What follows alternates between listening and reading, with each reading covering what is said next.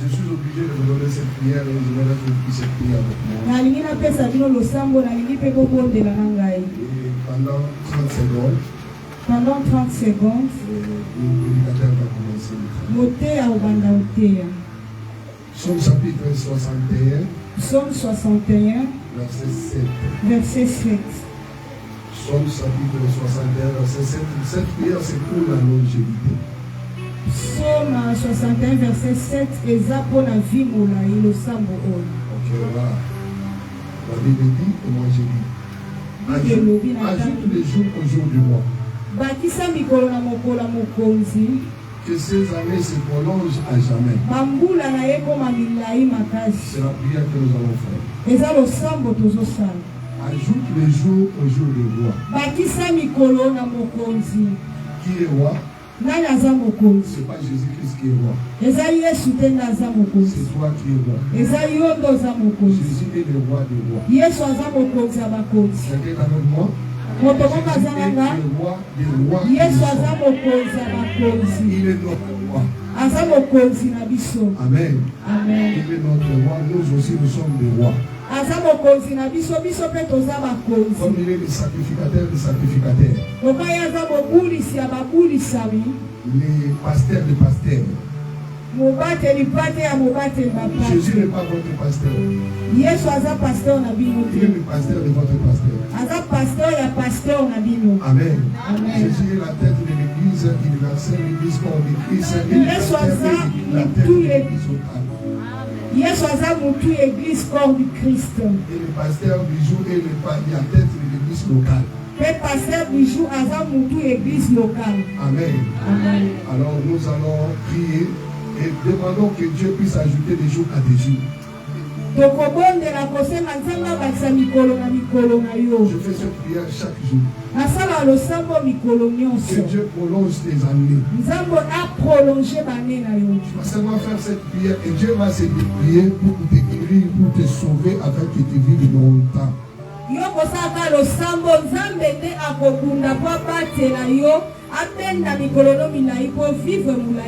maladies viendront, mais tu vas toujours vivre. Les problèmes viendront, mais tu vas toujours vivre. Demande seulement que Dieu puisse ajouter des jours à tes jours.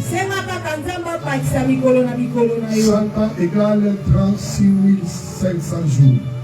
100 ans est égal à 36 500 jours. Alors, tu peux compter tes jours. Que Dieu ajoute les jours à tes jours. Que Dieu prolonge tes années.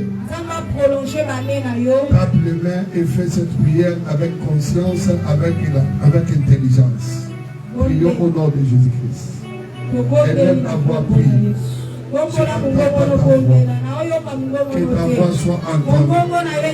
Que ta voix soit entendue. Que ta voix soit entendue. Que Dieu entende ta voix. Tu as besoin de la longévité. Il faut que tu vois tes enfants en train de grandir. Les enfants de tes enfants. De tes enfants, de tes enfants, de tes enfants. Jusqu'à 4e, 5e, 6e génération. Le Dieu d'Abraham. Le Dieu d'Isaac. Le Dieu d'Israël. Il te donne la longévité. Il ajoute les jours à tes jours. Regarde comment tu pries. Tu n'as pas besoin de la longévité. Tu n'as pas besoin de la longue vie. Parle quand même devant ton Dieu. Il va faire quelque chose. Sois béni. Nous avons ainsi prié. Et nous bénissons la parole de Seigneur. Et laisse que Seigneur sollicite le prédicateur. Et que les cœurs sont préparés pour recevoir la bénédiction. Dans le nom puissant de Jésus, nous avons ainsi prié. Amen. Est-ce qu'on peut se mettre le côté acclamé très fort pour la parole de Dieu?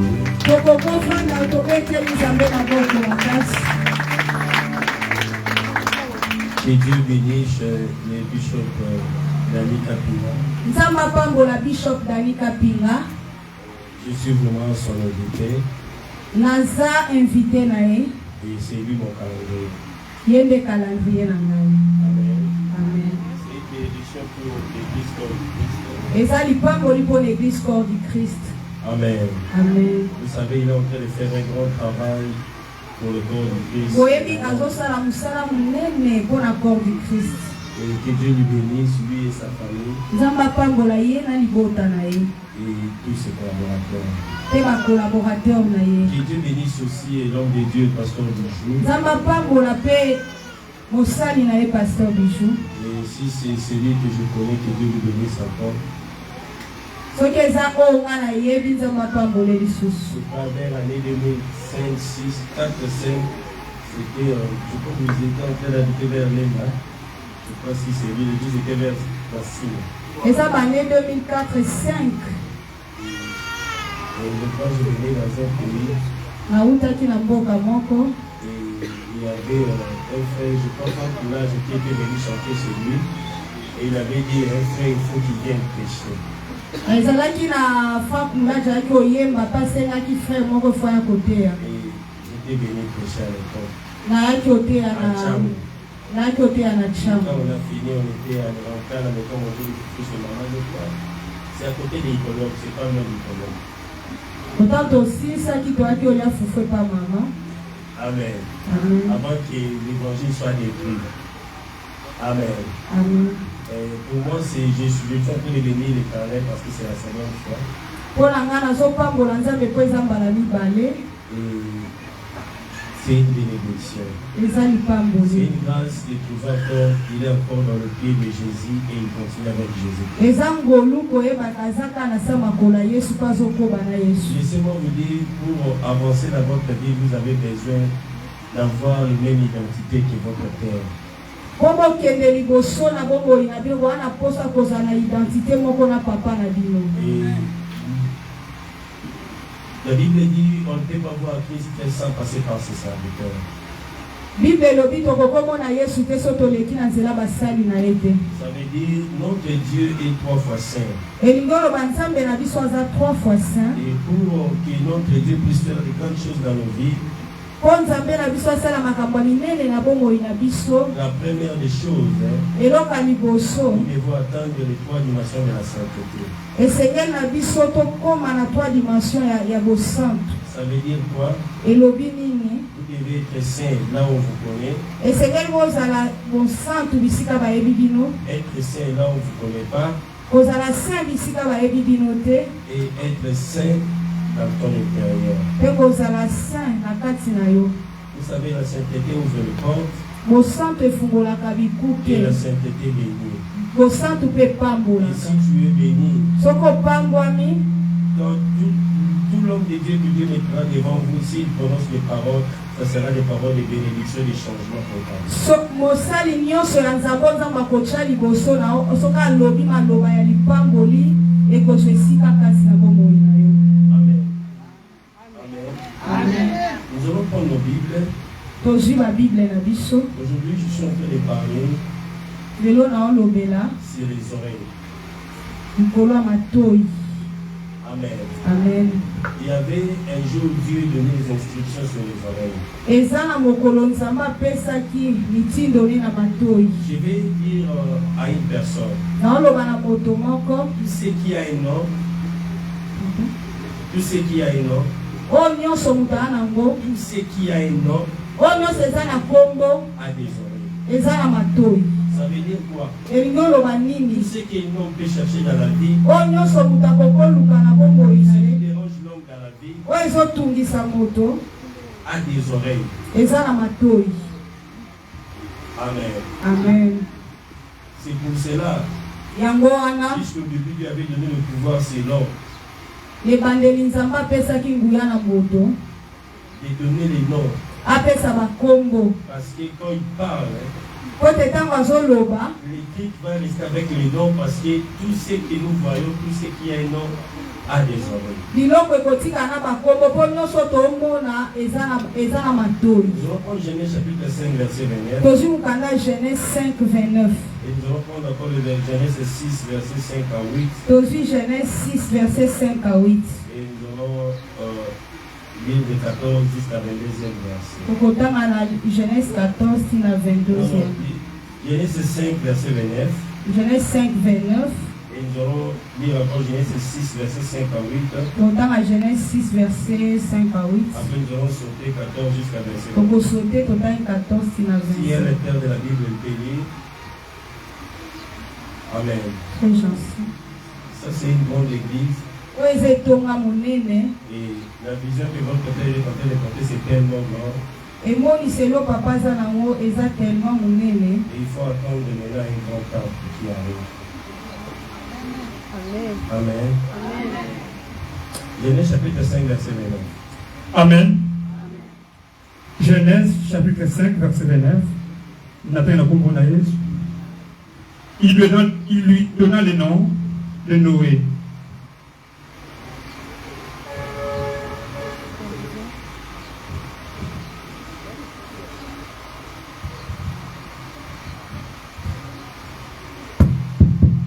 Amen. Il lui donna le nom de Noé. En disant, c'est lui qui nous consolera de nos fatigues et du travail pénible. C'est lui, si,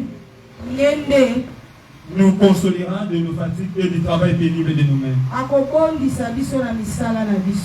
Provenant de cette terre que l'Éternel a maudit. Genèse 6, verset 5 à 8. L'Éternel vit que la méchanceté des hommes était grande sur la terre.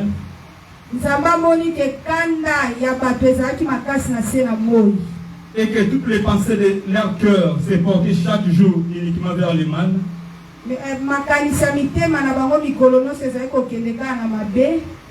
L'Éternel s'est repenti d'avoir fait l'homme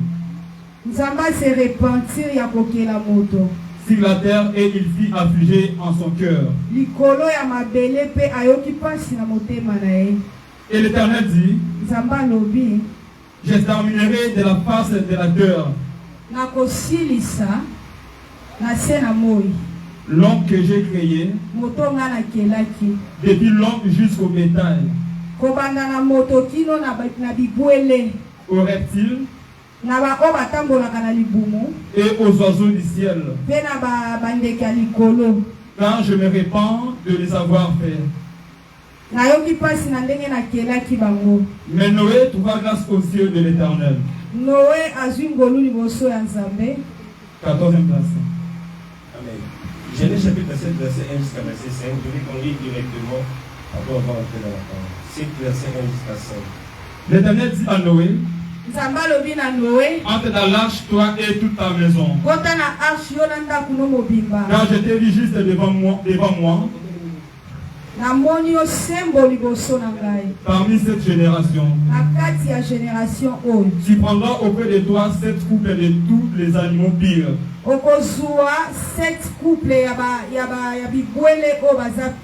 Le mâle et sa femelle.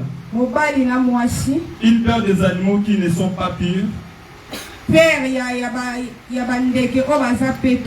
Le mâle et sa femelle. 7 couples aussi des oiseaux du ciel. 7 couples Mâle et femelle. Afin de conserver leur race en vie sur la terre, sur la face de toute la terre. Car encore 7 jours. Et je ferai pleuvoir sur la terre 40 jours et 40 nuits. Et j'exterminerai de la face de la terre tous les êtres que j'ai faits. Noé exécuta tout ce que l'Éternel lui avait ordonné. Noé avait 600 ans. Lorsque le déluge d'eau fit sur la terre. Et Noé entra dans l'arche avec ses fils, sa femme et les femmes de ses fils,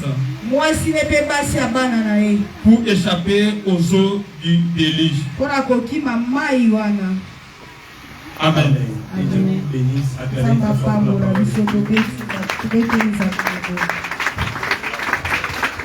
Amen. Je ne sais pas si on peut vous mettre encore ce micro, même un peu pour que ma voix ne cesse pas. Amen. Ici, Je suis en train de parler sur tirer les oreilles. Amen. Pendant que je suis en train de prier, c'est le thème que Dieu m'a donné. Amen. Tout ce que Dieu peut travailler, peut faire dans la vie d'une personne, dépend des noms qu'il est en train de porter. Et ça dépend de la combo ya zomema. Il y a des noms que tu peux porter, peut empêcher à Dieu de te bénir, peut empêcher à Dieu de travailler avec toi. Il y avait des gens qui étaient en train de se naître. Noé n'était pas un enfant de la promesse. Mais quand on lui a donné le nom de Noé, Noé qui avait la signification, c'est lui qui va venir nous délivrer dans la terre qui est maudite. Directement, à cause de son nom, le nom a appelé la promesse de Dieu dans sa vie. La première délivrance que quelqu'un peut avoir dans sa vie, c'est d'abord le nom. Tu ne peux pas être chrétien que tu es en train de porter un nom qui est contraire à votre Dieu que tu es en train de servir.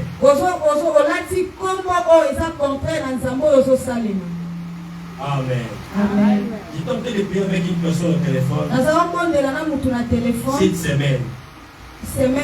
Et il a la chance d'avoir un bon travail. Mais il ne reste pas avec ce travail, il doit être chassé seulement. Or que le nom qu'il portait, ça veut dire l'esprit de refus. Ça veut dire tout ce qu'il fait, à la fin il doit te refuser. Parce que quand on lui appelle, on est en train de lui vient. Mais l'esprit de refus qui est attaché à son nom est en train de couper, est en train de faire qu'il soit refusé partout qu'il part. C'est pour cela que Jésus est en train de changer le nom de ses disciples. La première délivrance que vous devez avoir commence d'abord par votre nom. Aujourd'hui, il y a des gens, quand il met au monde, il prend seulement un nom d'un star à la télévision, il donne un enfant. Et aujourd'hui, il y a beaucoup de réalités dans nos enfants à cause des noms. Il y a un autre nom que tu peux donner à l'enfant qui veut dire péter dans cette vraie définition. Mais toi tu donnes seulement à l'enfant. Ou bien toi tu es en train de porter. Quand tu es en train de vivre, tu comptes directement cet esprit-là. Change ta façon de vivre. Tu commences à vivre tant que pédé, et tant que lesbien, à cause de votre nom. C'est pour cela, même les démons, il est en train de poser la question: quel est votre nom? C'est même pour que les démons sortent. Il fallait qu'ils puissent avoir un nom plus puissant que leur nom. C'était le nom de Jésus. Quel est le nom que tu portes? Amen. Il y a des gens qui leur nom, ça veut dire les sens sont mauvais. Les sens sont mauvais. Maintenant, tout ce que tu fais dans ta vie, tu vas finir mal toujours. Noé n'avait pas un appel. Mais quand Dieu cherchait celui que Dieu peut passer par lui pour sauver la nation, Dieu a trouvé qu'il y avait un nom. Et à travers de ces noms-là, il peut travailler avec lui. Ne donnez pas n'importe quel nom à ton enfant. Ne donnez pas le nom seulement parce que Tout le monde parle de ça. Vous allez voir quelqu'un qui ne connaît même pas l'anglais. Mais il prend un nom anglophone, il donne un anglophone. Peut-être son nom là, le nom là, ça veut dire serpent. Amen. Amen. Maintenant, c'est après des années, c'est l'enfant qui va subir. On était en train de me montrer là où il y avait un PD qui passait ce matin ici vers 6h. Là où je suis logé. On a dit qu'il a étudié jusqu'à licence. Mais il est PD. Et c'est son travail qu'il fait à Bandal. Je lui ai dit quel est son nom. On m'a dit il répond au nom de Cléopâtre. Cléopâtre, ça veut dire un homme qui a l'esprit d'une femme et le sexe d'une femme. Maintenant, lui, tellement que le nom est tellement connu, ses parents lui avaient donné le nom à l'enfant. Maintenant, l'enfant est devenu pédé. Parce que l'esprit de la pédophilie a suivi le nom. Parce qu'à tout moment, on l'appelle Claire vient. Là où il y a l'esprit de Claire, tellement que vous allez l'appeler. Même si la première fois, même si la deuxième fois, mais avant d'arriver à la 10e fois, cet esprit-là va venir. Parce que tout ce qui est un nom a des oreilles. Il y a des gens qui souffrent aujourd'hui à cause de leur nom. Si vous voyez, il y a des gens que vous délivrez. Ils sont dans les mêmes histoires. Commencez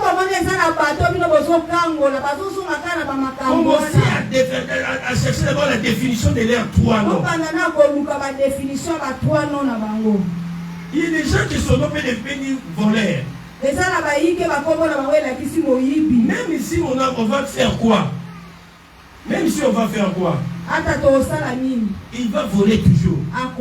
Même s'il s'est converti, après 2-3 mois, on va l'arrêter, il a volé. Parce que quand on l'appelle, quand tu dis viens, c'est l'esprit de vol qui doit entrer d'abord en lui et qui va marcher avec lui. C'est pour cela, nous, les gens qui marchent avec Jésus, quand nous sommes en train de déclarer son nom, quand nous appelons Jésus, il a pu s'ouvrir même notre vie. Amen.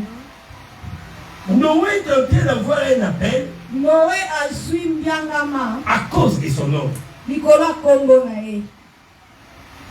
Ne donnez pas n'importe quel nom à ton enfant. J'ai dit à Noé, prenez des mesures. Va au-dessus de la montagne. Vous allez construire un bateau. Il a donné même des mesures et la forme. Mais il n'a pas donné l'argent. Il a dit chercher des gens qui vont accepter cette vision.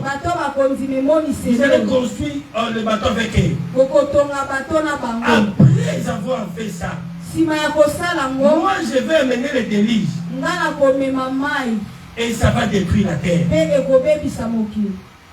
Comment un homme peut construire un bateau au-dessus du monde? La révélation vient de Dieu. Si tu veux être béni, parce que dans la bénédiction c'est la promesse de Dieu dans la vie d'une personne. C'est que Dieu t'a promis, les jours que ça va s'accomplir, c'est ça ce qu'on appelle la bénédiction. Ça veut dire dès qu'on est là, il y a des gens qui ont la bénédiction et il y a des gens qui attendent leur bénédiction. Parce que vous avez la promesse de Dieu. Il y a des gens qui vivent dans la promesse, mais il y a des gens qui attendent la promesse. Et c'est ça ce qu'on appelle la bénédiction. Maintenant, Noé, Commencez à chercher les gens. Les gens qui peuvent les donner, qui peuvent couper les arbres pour lui. Les gens qui peuvent commencer, qui vont amener le clou. Les gens qui vont commencer à couper les arbres. Dans la vision, si vous voulez que votre pasteur soit puissant, vous devez les soutenir d'abord. Si vous avez la grâce d'évangéliser, entrez de maison à maison évangéliser. Si vous avez l'argent, amenez l'argent pour qu'il puisse construire, pour qu'il soit puissant. Mais quand vous amenez ça, c'est à ce moment-là que vous êtes en train de construire le bateau qui est le symbole de la vision. Que Dieu a donné à votre papa. Amen. Quand Dieu est en train de promettre Noé, il n'a même pas donné un centime à Noé. Mais le nom déjà de sa fille, là, on parle des bateaux qu'il avait donné à Noé. C'était déjà la révélation. Le nom de votre église suffit pour que toi tu sois béni. Mais pour que tu puisses être béni, tu dois venir avec votre planche, avec votre clou, avec votre force. Quand tu es en train de contribuer, c'est à ce moment-là tu fais partie de la vision que l'homme de Dieu a réussi à priver avec Dieu.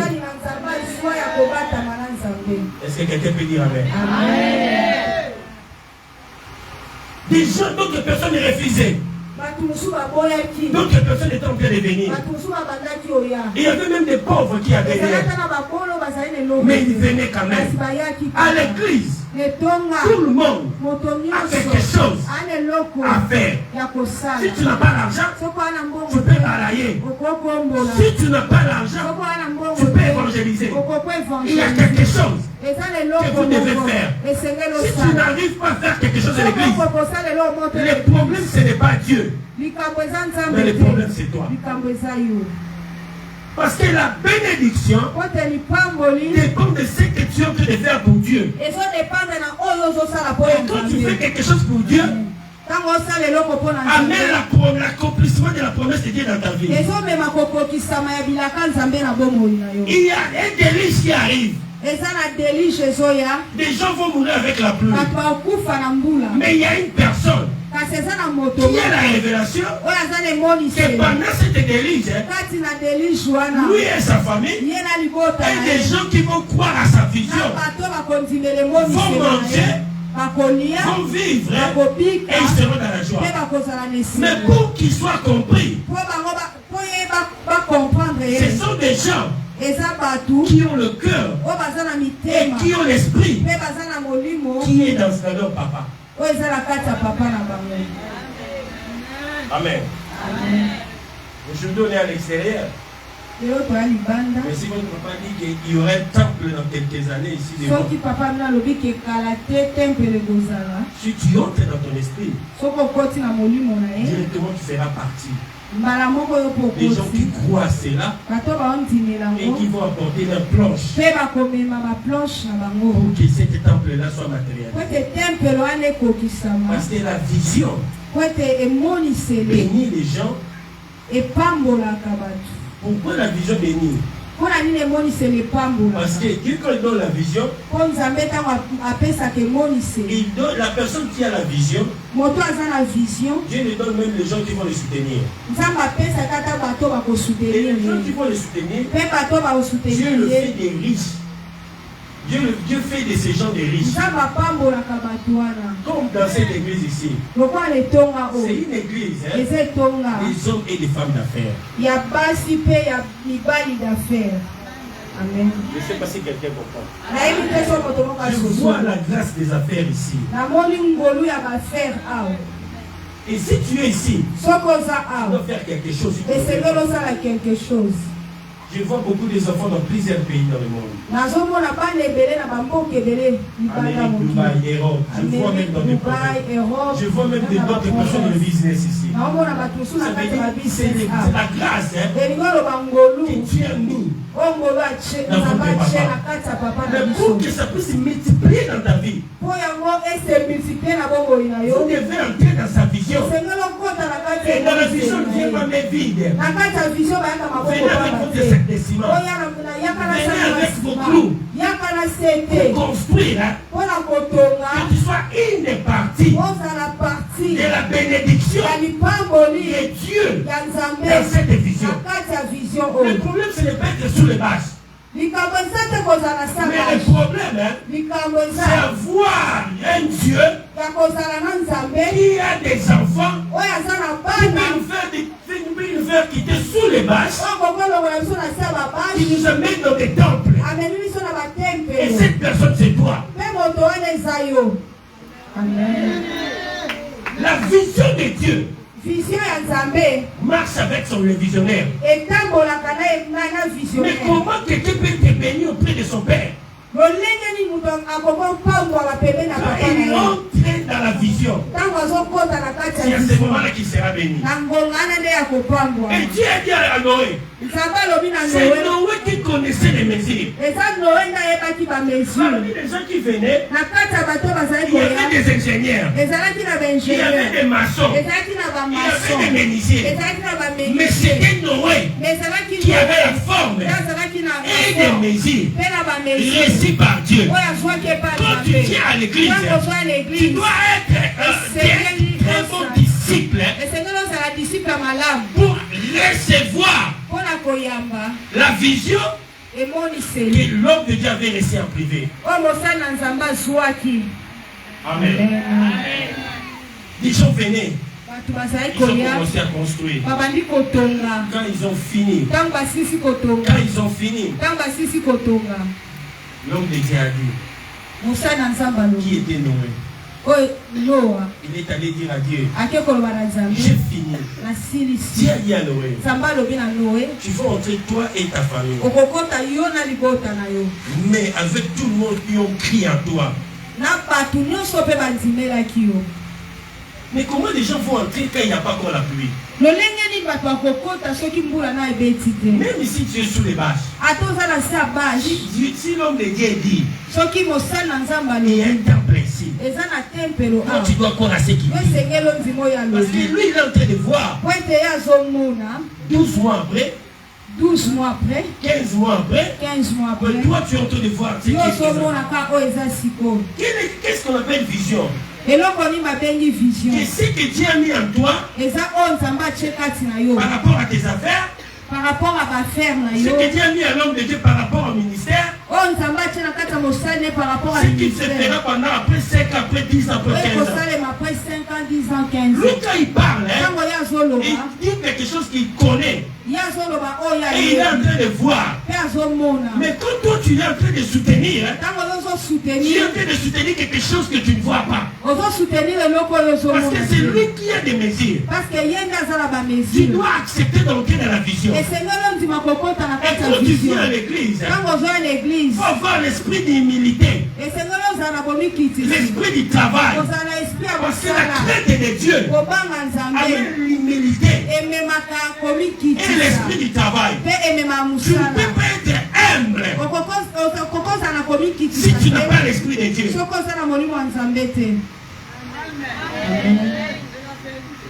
Nous travaillons avec des gens.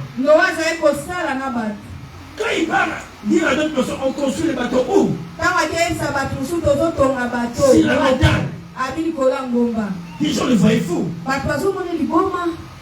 Si vous avez la vision, tout le monde commence à les comprendre. Tout le monde commence à comprendre. Si tout le monde commence à comprendre, il y a une erreur. Parce que dans la vision, il y a des choses. Même ta femme ne peut pas comprendre. Amen.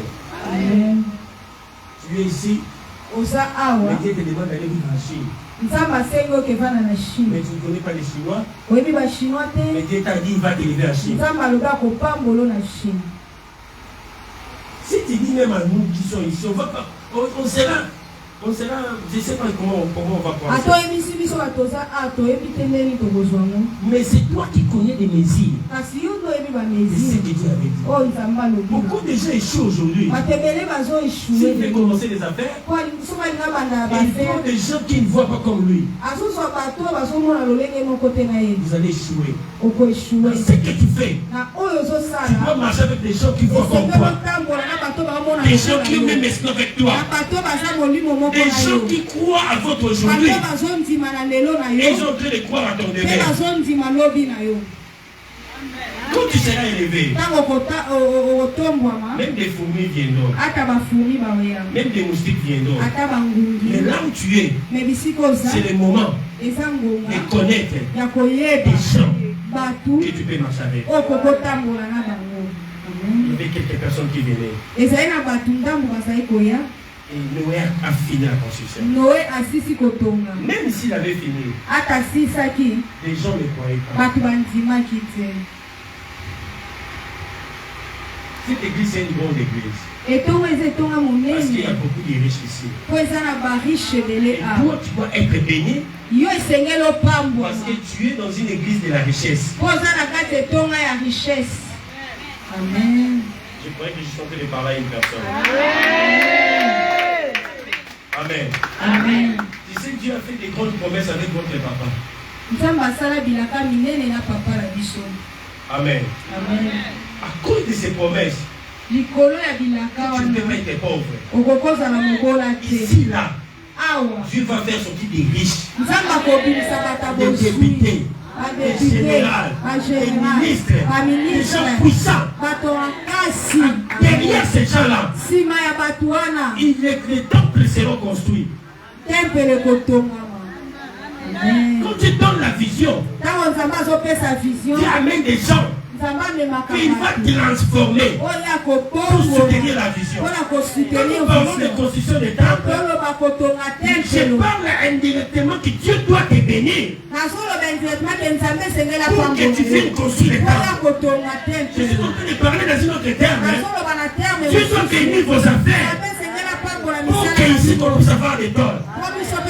Dieu doit bénir tes mains, le travail de tes mains, pour que nous puissions jeter des parcelles et construire des temples. C'est Dieu quand il parlait à Noé, il disait à Noé, je te donne des mesures, la forme, la vision, mais les gens là, parmi eux, il y a des personnes qui amèneront de bois, qui amèneront de clous. Laisse que Dieu puisse te bénir. Laisse que Dieu puisse t'élever. Laisse que Dieu change ta situation. Si dans ta famille, tu étais le dernier à cause de ce que tu manquais, à cause de ces ministères, laisse que Dieu puisse te faire le premier. C'est le travail de tes mains. Puisse bénir aussi les autres. Amen. Ils sont en train de construire. Comment Noé peut construire un bateau qui peut contenir beaucoup de gens? Tous les gens, les animaux, sans avoir l'argent. La vision, c'est au-delà de l'argent. Parce que si vous entrez à la vision de votre Père, quand il parlera pour ta vie, tu peux quitter pauvre pour devenir riche. Tu peux quitter secrétaire pour devenir ministre. Tu peux quitter dans des affaires, dans des petites affaires, pour commencer à voyager. Parce que la vision, à l'intérieur des visions, il y a la promesse. Or, dans la promesse, il y a le miracle. Il n'a jamais eu l'accomplissement de miracle sans la promesse. Il a fini avec le bateau. Maintenant, il doit faire un peu de... Quand il a donné rapport à Dieu, et Dieu lui a dit, tu dois faire entrer les gens à l'arche. Parce que ce bateau s'appelle arche. Parce que selon la signification hébraïque, par rapport à la signification hébraïque, l'arche veut dire là où toutes les gens, les personnes vivent en amour et à unité. Amen. Ça veut dire quoi? Dans l'arche, il n'y a pas de grande puissance. Grande puissance, c'est Dieu. Il n'y a pas de pauvres. Parce qu'il y a tout à l'intérieur. Et il n'y a pas celui qui voit qu'il est plus que les autres. Parce que la grâce de Dieu qui sont sur l'arche, j'ai vu de d'autres personnes. Laissez-moi te dire, le vrai l'arche, c'est la vision que Dieu a donnée à l'Église. Et tellement que tu es dans l'arche, il y a des choses que Dieu va tirer les oreilles. Et c'est à toi de tirer les oreilles. Même la puissance qui t'a fait souffrir, que ce soit la puissance de la pauvreté, la puissance des maladies, la puissance des échecs. Quand tu entres dans l'arche, cet esprit-là doit rester à l'extérieur. Comment ça va rester? Dieu demande à Noé de rester sur la porte. Et de commencer à faire entrer des barrières. Et Noé, il a commencé à faire entrer les oiseaux. Et les oiseaux sont entrés. Et il a pris encore il a fait entrer. Et quand il est en train de venir avec les chats, et les chats, ils virent qu'il y avait des poules à l'intérieur. Ils voulaient entrer en vitesse pour l'attaquer. Noé était à la porte. Il a dit aux chats, ils sont en train de tirer les oreilles. À l'intérieur, il n'y a pas la haine. À l'intérieur, il n'y a pas de combat. À l'intérieur des arts, il n'y a pas la jalousie. La poule que tu es en train de voir, c'est ton frère, c'est ta sœur. Et les chats étaient fatigués. Et il en était comme ça. C'est pour cela que vous allez voir, à l'arche, il n'y avait pas de choses. Il n'y avait pas de choses impires. Et quand les chiens étaient en train de venir, les chiens, et quand il est en train de venir, et il a vu les chats à l'intérieur, il voulait attaquer avec force. Noé, arrête-toi. Je te tire les oreilles. C'est votre frère. C'est votre sœur. À l'église, même si tu viens dans une famille, que tu ne peux pas collaborer avec tel crédit, à cause de cet esprit, à cause de Dieu que nous portons, à l'extérieur de l'église, il n'a jamais eu de tribu. Il n'a jamais eu de gens de différentes nations. Ici, nous avons le même sang que le sang de Jésus. Si tu es à l'église, même la maladie de chez vous, ça ne peut pas avoir la puissance dans votre vie. Si même tu es malade, à cause de ta présence à l'arche, je suis en train de tirer les oreilles à votre maladie. Que ça quitte votre corps. Votre maladie n'entrera pas à l'arche. Même si tu viens dans une famille où il y a la pauvreté, ta pauvreté n'entrera jamais à l'arche. Parce qu'à l'arche, tu avais tout mis. C'est pour ça que je déclare sur toi tout ce que tu as vu, qui a fait souffrir ta vie. Aujourd'hui, on est en train de tirer les oreilles. Je suis en train de tirer les oreilles de la pauvreté. Je tire les oreilles des maladies. Je suis en train de tirer les oreilles de tous les problèmes qui t'a fait souffrir. N'a pris la force dans ta vie. Quand les lions venaient, il a vu qu'il y avait des animaux à l'intérieur. Il venait avec vitesse. Or que Noé, il avait la force. Noé, il avait un langage spirituel qui pourrait parler avec des hommes et des animaux. Ton père spirituel peut parler même avec votre maladie. Et lui demander de vous quitter. Je ne sais pas si quelqu'un comprend. Parlez avec votre pauvreté. Et quittez votre vie. Il peut parler même avec votre esprit de célibat.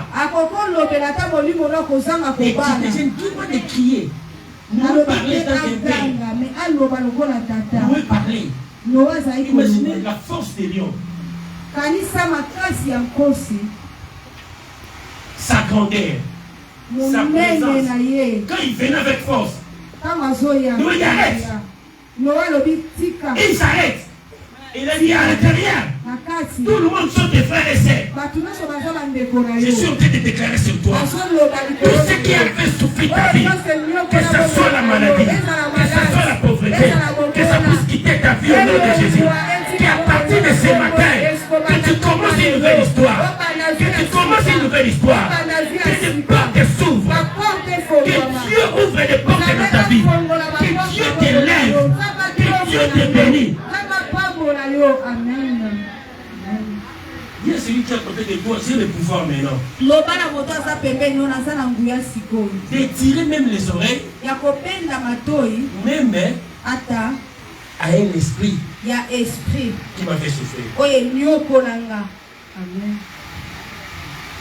Moi, quand je suis arrivé dans la ville d'Arouche, j'ai dit à Dieu, dans notre famille, dans tous les enfants de mon père, personne n'a une parcelle. Et dans ma famille, les gens ont des parcelles. Dans la famille de mon père, les gens ont des parcelles. Les gens ont des parcelles. Mais personne n'a des parcelles dans des lieux de luxe, de valeur. J'ai commencé à prier pour ça. Je suis en train de tirer les oreilles. L'esprit des locataires, de vivre sans avoir l'adresse. Le Dieu qui est au ciel a ouvert les portes. Il y a des choses. Tu dois refuser. Tu dois rester dans une maison locative parce que ton père était locataire. Qui t'a dit que tu dois rester pauvre parce que tu viens dans une famille, il n'y a pas de nom. Pour ce que tu es en train de voir, ça commence par une personne. Aujourd'hui, on a Tshisekedi comme président, mais dans sa famille, il n'a jamais été président. Il y a des choses que vous devez voir. Si tu vois ça, ta vie changera. Ici, là, je vis des gens voyager à Dubaï. Je vois des gens voyager en Afrique ici. Je vois des gens dans des affaires. Je vois des gens à Dakar. Je vois des gens avec des maisons. Mais pourquoi l'église est comme ça? Parce que tu n'as pas compris dans la vision. Amen. Amen.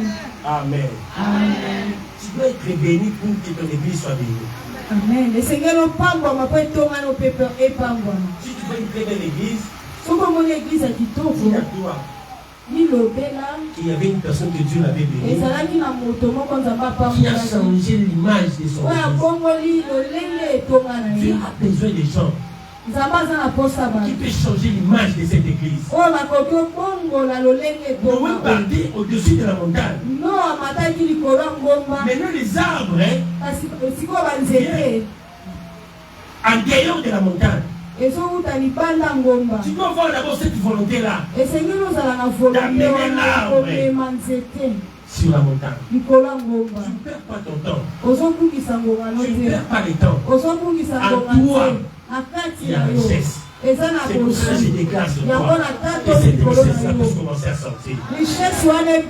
Des gens qui n'étaient pas en train de croire en toi à cause de la pauvreté, ils viendront demander l'argent. Ils viendront demander l'argent. Ils viendront par toi. Parce que derrière toi, il y a des gens qui vont venir travailler pour qu'ils soient payés. En toi, il y a la richesse. Laisse que Dieu puisse te bénir. Vous était là à la porte de nous tirer les oreilles. La prière que nous allons faire, tirer les oreilles à tous ceux qui est allé loin de toi et à tous ceux qui t'ont fuyé. Comment l'argent peut commencer à te fuir? Aujourd'hui, tu dois crier à l'argent. Dis-toi. Dis à l'argent, toi l'argent. Tu diras à l'argent, toi l'argent. Tu vas me suivre partout. Tu vas prendre même les sables pour prier. Les sables pour prier. Tu diras à le sable, partout que tu es, je vais régner. Et c'est toi, tu aurais des maisons. Partout que Dieu m'amènera, je construirai. Parce que tu dois créer. Tu dois créer dans la vision de ton Père. Et si Dieu puisse faire sortir même des riches. Amen. Et Dieu puisse faire sortir des riches, des patrons, des ministres et des députés. Tu n'as pas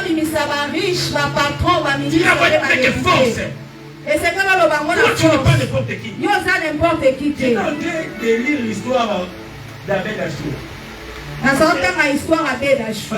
Parce qu'on parle souvent de lui.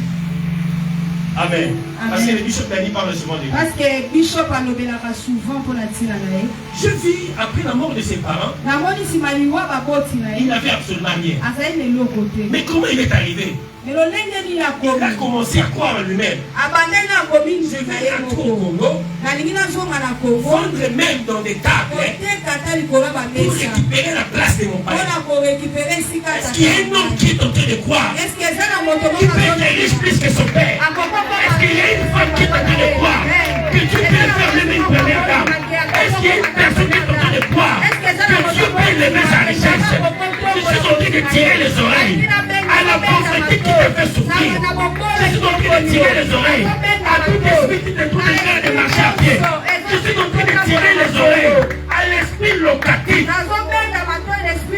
L'esprit qui te faisait que tu puisses commencer seulement à louer.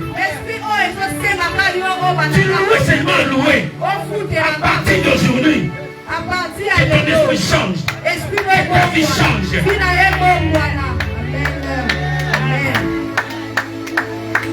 Comment tu peux avoir un passeport, le deuxième passeport, tu n'arrives même pas à aller à Brazzaville?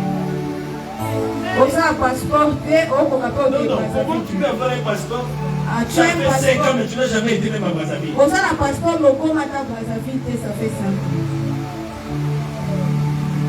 Tu sais, dans tout l'homme de Dieu,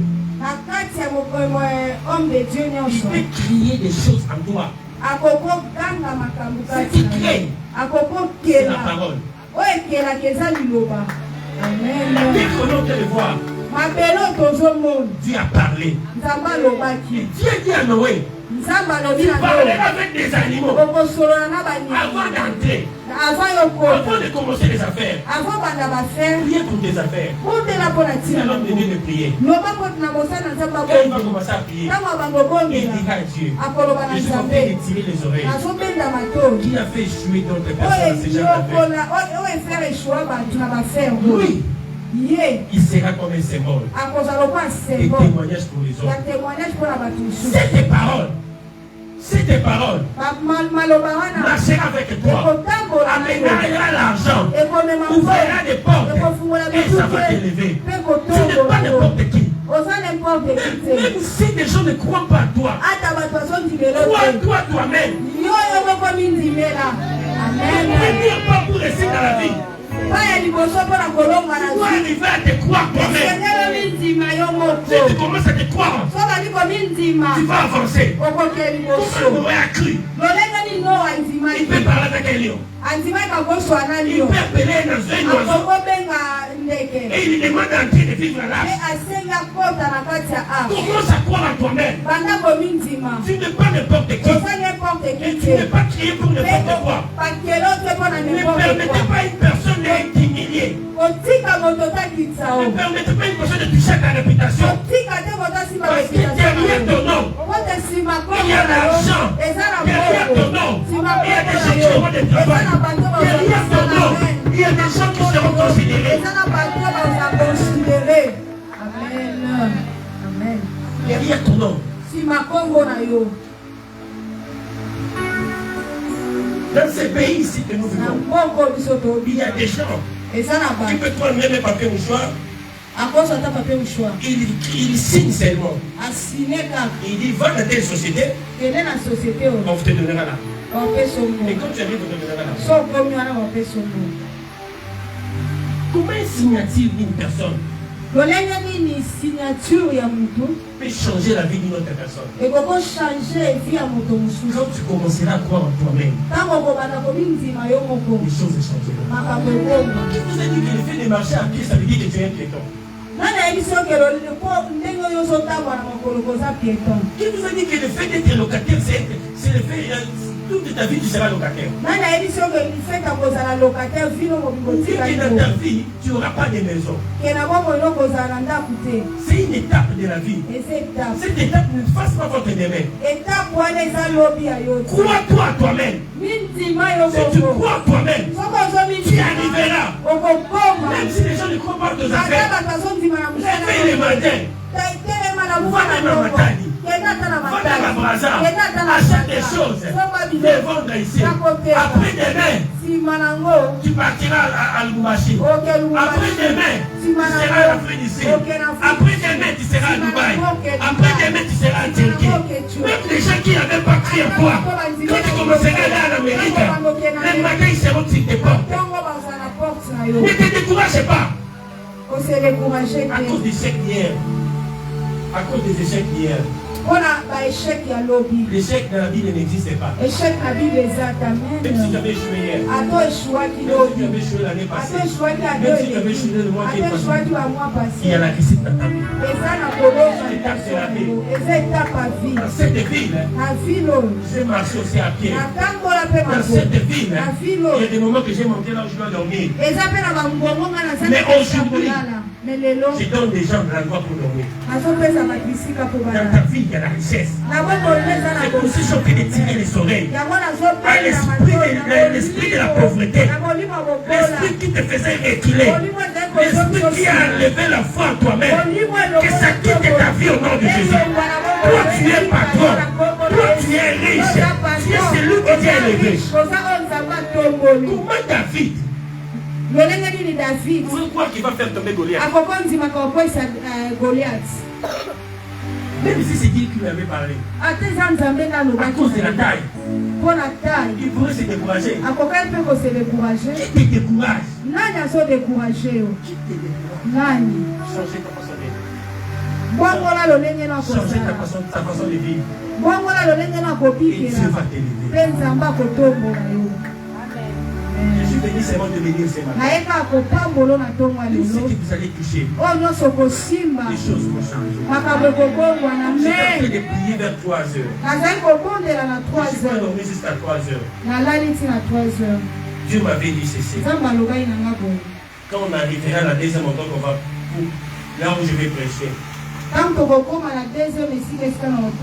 se tenir le main avec les serviteurs de Dieu. On va se tenir le main entre les hommes de Dieu. On va vous bénir. Il faut qu'ici, les ministres et les députés sortent.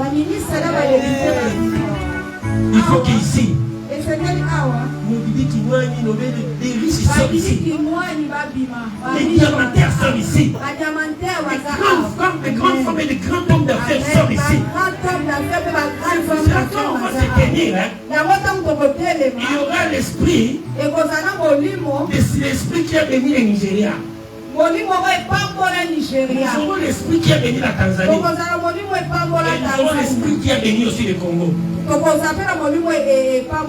que vous aurez un pasteur qui vit au Congo. Et nous avons un pasteur qui a beaucoup vécu à Nigeria.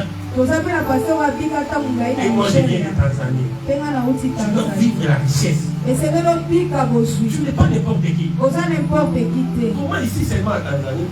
On a 8 pasteurs qui ont des avions. Il y a un autre pasteur.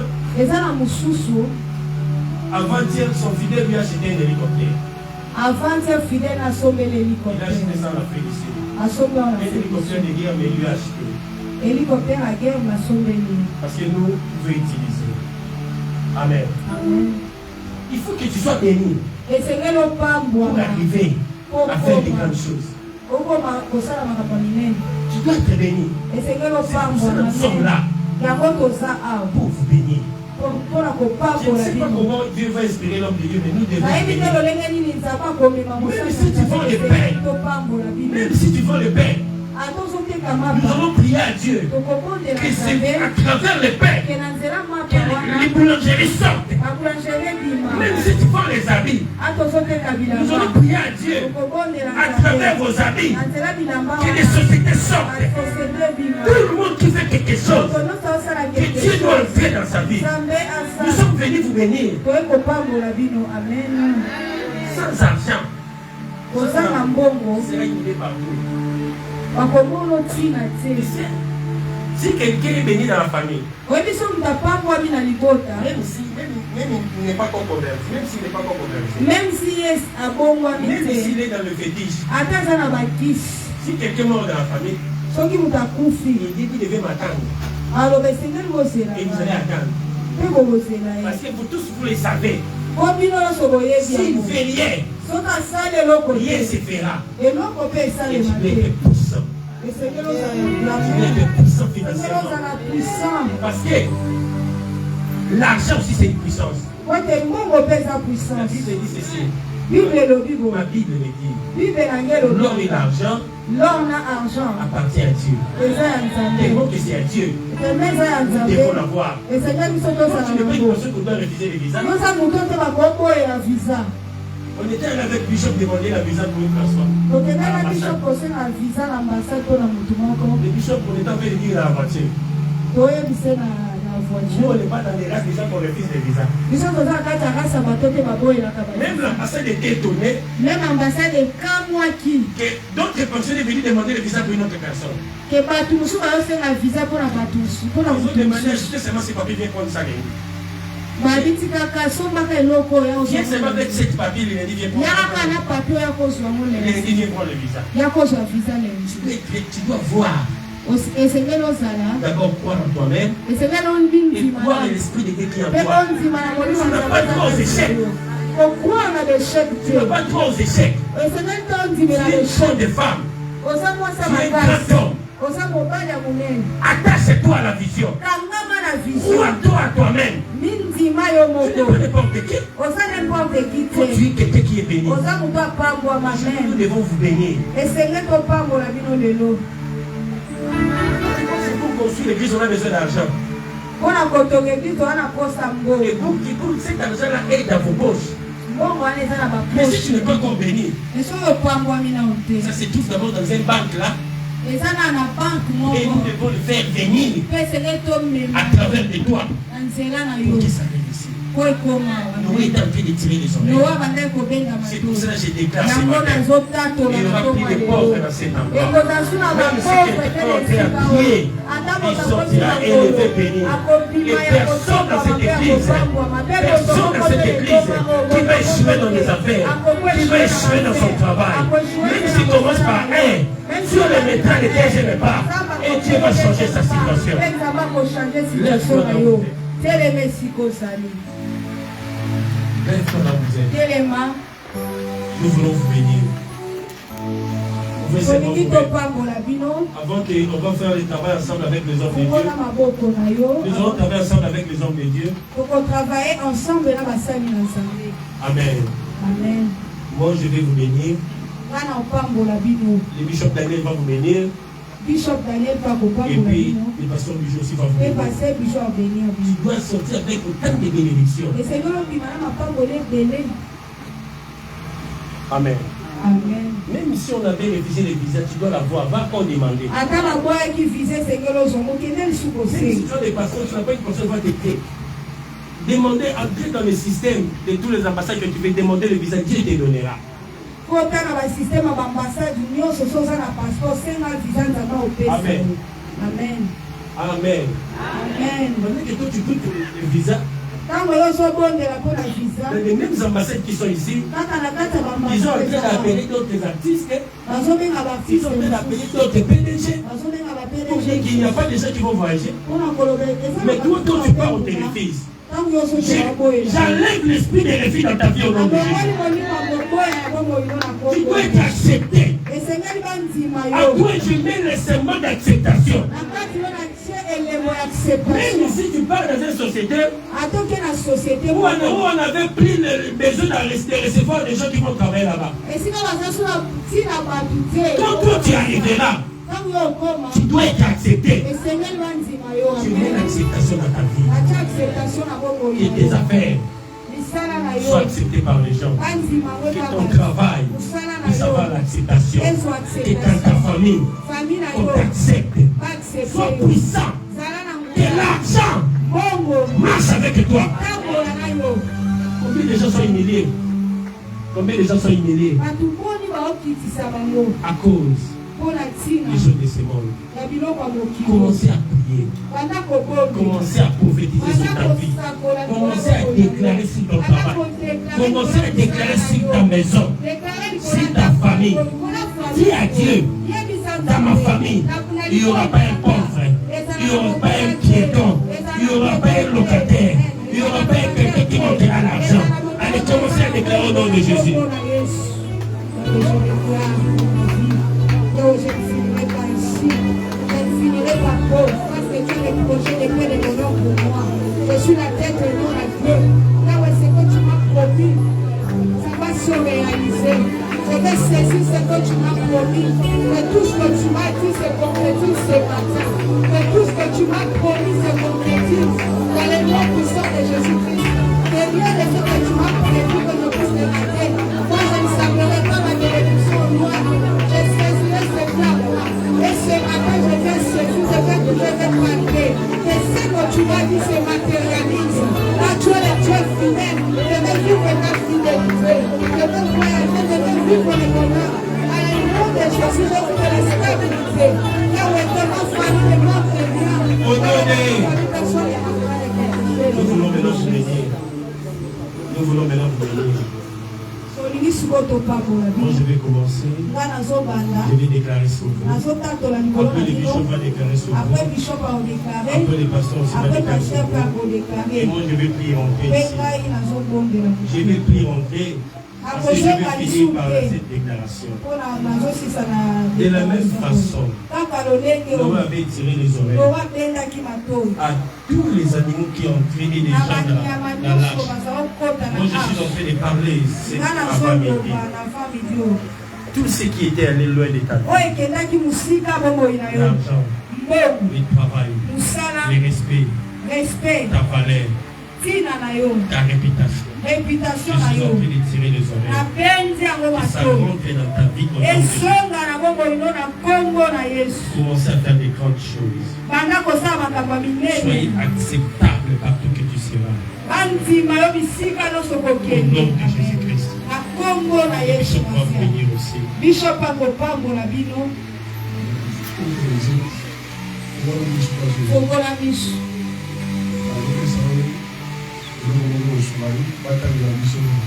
Jean chapitre 22, verset 28, c'est ça la bénédiction que je vous donne, je viens de chapitre 22. Vous pouvez les yeux, maintenant.